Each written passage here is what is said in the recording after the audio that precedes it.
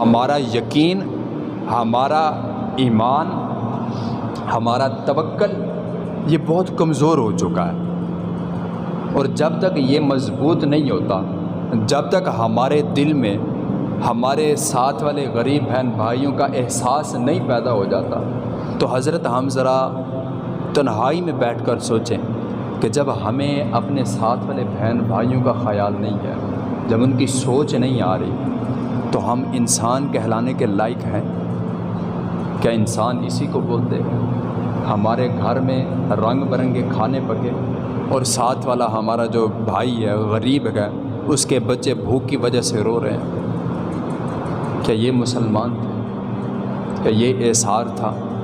क्या ये तालीमात नबवी थी? तो भाइयों, तालीमात नबवी तो कुछ और थी, लेकिन क्या करें साहब, कौन कौन सी बात का रोना रोएं।